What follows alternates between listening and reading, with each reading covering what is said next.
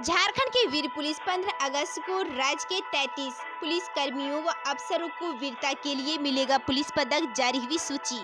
Jharkhand police के 33 अफसरों व कर्मचारियों को इस साल वीरता के लिए पुलिस पदक दिया जाएगा। इसकी घोषणा पुलिस मुख्यालय की तरफ से कर दी गई है।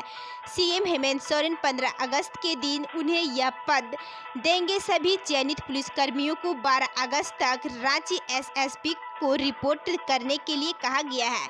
स्वतंत्रता दिवस के पूर्व इन्हें पूर्वभासी कराया जाएगा। उन्हें निर्धारित ड्रेस में उपस्थित होने के लिए आदेश जारी किया गया है। सरकार विशिष्ट सेवा देने वाले पुलिस अधिकारियों को हर वर्ष सम्मानित किया जाता है। इसमें अलग अलग समय पर उल्लेखनीय कार्य करने वाले अधिकारियों से लेकर पुलिस के जवान तक शामिल होते हैं। देश की वेस्ट अनुसंधानकर्ता में झारखंड के डीएसपी और इंस्पेक्टर और मांझी के जंगल में सिर कटी लाश का केस 9 दिन में सुलझाने के लिए डीएसपी चंद्रशेखर आजाद और इंस्पेक्टर श्याम किशोर को केंद्रीय गृह मंत्री का मेडल। केंद्रीय गृह मंत्रालय ने गुरुवार को साल 2021 के लिए जांच में उत्कृष्टता के गृह मंत्रालय की मेडल की सूची जारी कर दी है। इस बार बेस्ट अनुसंधानकर्ता की मेडल के लिए 152 अफसरों का चयन किया गया। इनमें से झारखंड के डीएसपी चंद्रशेखर आजाद और इंस्पेक्टर श्याम किशोर महतो को भी शामिल किया गया है। इन्हें यह पदक और मांझी के जंगल में जनवरी के महीने में मिली एक लड़की के सिर कटी लाश का केस 9 दिन में सुलझाने के लिए मिला है। इस केस को सुलझाने पुलिस के लिए एक बड़ी चुनौती थी।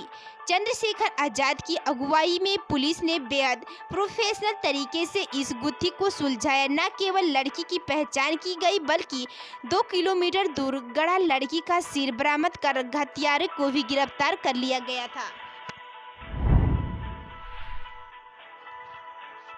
52 बीघा जमीन के विवाद में एक की गई जान। जिस जमीन के लिए जान गई परिजन लाश वहीं दफनाने के लिए अड़े 3 दिनों से पुलिस परिजनों को समझाने में जुटी। दुमका जिले के जामा थाना क्षेत्र की फाड़ा सिल्लम गांव में बीते 9 अगस्त को 52 बीघा जमीन पर धान रोपने को लेकर 2 पक्षों के बीच खूनी संघर्ष हुआ था। इनमें से पत्थल देवरा की मौत हो गई। अब परिजन उनके शव को विवादित जमीन पर दफनाने को लेकर अड़े हुए। वहीं दूसरे पक्ष के लोग विवादित जमीन पर लाश को नहीं दफनाने देना चाह रहे हैं। दोनों पक्षों को समझाने के लिए पिछले 3 दिनों से पुलिस जुटी हुई है। गुरुवार को भी गांव में पुलिस डटी हुई है। इधर 3 दिनों से खुले में शव रखे जाने से वो अब खराब होने लगा है। 52 बीघा जमीन को लेकर बीते 9 अगस्त सोमवार को दोनों पक्षों के बीच हुई मारपीट में 1 दर्जन लोग जख्मी हो गए थे। इसमें पत्थल देवरा को दुमका मेडिकल कॉलेज अस्पताल में भर्ती कराया गया, जहां उनकी हालात खराब हो जाने के कारण उन्हें धनबाद रेफर किया गया। इसी बीच रास्ते में उसने दम तोड़ दिया। धनबाद में जज की हत्या मामला। झारखंड हाईकोर्ट ने कहा, कोर्ट हर पहलू की जांच करवाएगा। सीबीआई को प्रोफेशनल तरीके से काम कराने की दी हिदायत। धनबाद के एडीजे एट उत्तम आनंद की मौत की सीबीआई जांच की प्रगति पर झारखंड हाईकोर्ट ने गुरुवार को असंतोष जताया। कोर्ट ने सीबीआई को जांच में तेजी लाने और केस की सभी पहलुओं पर गौर करने के लिए कहा है। हाईकोर्ट के chief justice doctor Ravi Ranjan और जस्टिस एसएन प्रसाद की अदालत में गुरुवार को मामले की सुनवाई हुई। इस तरह उन्होंने कहा, सुप्रीम कोर्ट ने हाईकोर्ट पर भरोसा करते हुए मॉनिटरिंग करने का निर्देश दिया, इसलिए कोर्ट इस मामले की हर पहलू की जांच करवाएगा। इसके लिए सीबीआई को पूरी तरह से प्रोफेशनल जांच करनी होगी। सुनवाई के दौरान सीबीआई की प्रगति रिपोर्ट देख कोर्ट ने नाराजगी जताई और जांच पदाधिकारी से कई सवाल पूछे, जिनका जांच अधिकारी सटीक जवाब नहीं दे सके। अदालत ने कोर्ट में घटना की सीसीटीवी फुटेज देखते हुए जांच पदाधिकारी से पूछा, जब ऑटो वाले ने जज को टक्कर मारी तो इन्फेक्ट वाली जगह की जांच के लिए एफएसएल को भेजा गया या नहीं। जांच अधिकारी ने बताया कि एसआईटी ने पूरे ऑटो को ही रांची एफएसएल को भी भेजा है, लेकिन अभी रिपोर्ट नहीं आई है। छात्रों पर लाठी चलाने वाले एसडीओ सुरेंद्र कुमार हटे। रिपोर्ट आने से पहले ही कार्रवाई। मंत्री से मिलने गए इंटरफेल छात्रों पर लाठी चलाने वाले एसडीओ सुरेंद्र कुमार नप गए हैं। सरकार ने उनका यहां से तबादला कर दिया। उनकी जगह प्रेम कुमार तिवारी धनबाद के एसडीओ बनाए गए। प्रेम तिवारी वर्तमान में रांची में गेल के समझ पदाधिकारी है। सुरेंद्र कुमार को एसडीओ धनबाद से पर्यटन, कला, खेलकूद, युवा और संस्कृति विभाग रांची का अवर सचिव बनाया गया है। 6 अगस्त को राज्य सरकार के स्वास्थ्य मंत्री सह जिले के प्रभारी मंत्री बन्ना गुप्ता धनबाद के दौरे पर थे। डीसी ऑफिस के सभागार में बैठक कर रहे थे। इंटर में फेल छात्राएं उनसे मिलकर फरियाद करने डीसी ऑफिस आए थे। सुरक्षा कर्मियों ने उन्हें मंत्री से मिलने से रोक दिया था। इस पर छात्राएं धरना पर बैठ गई थी। एसडीओ सुरेंद्र कुमार ने उन्हें हटाने के लिए खुद लाठीचार्ज किया था। सड़क पर भी छात्रों की दौड़ा कर मारा गया था। इस घटना में आधा दर्जन से अधिक छात्राएं घायल हो गई थी। छात्रों पर लाठीचार्ज करने के बाद सुरेंद्र कुमार विवादों से घिर गए थे। धनबाद जिले के प्रभारी मंत्री ने मामले की जांच का आदेश दिया था। डीसी संदीप कुमार ने एसडीएम विधि व्यवस्था कुमार ताराचंद्र को जांच की जिम्मेदारी दी थी। उन्होंने जांच रिपोर्ट सौंप दी थी। लाठीचार्ज का विरोध कर रहे छात्रों पर दूसरे दिन फिर लाठीचार्ज चली थी।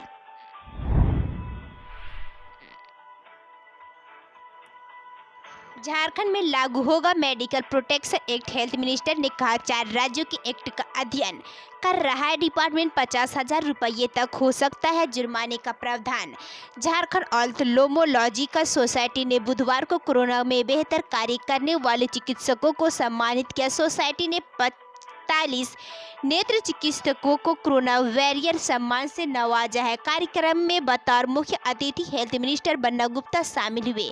हेल्थ मिनिस्टर ने कहा कि राज्य के चिकित्सकों की मांग है कि मेडिकल प्रोटेक्शन एक्ट लागू किया जाए।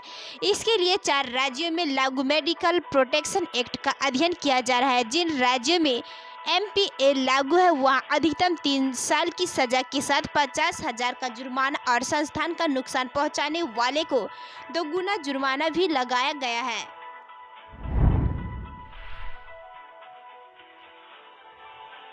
लालू यादव की फिर बड़ी मुश्किलें, कोर्ट ने नहीं सुनी आरजेडी सुप्रीमो की अर्जी। बचाव पत्र किया खारिज। 13 अगस्त से डे टू डे होगी बहस।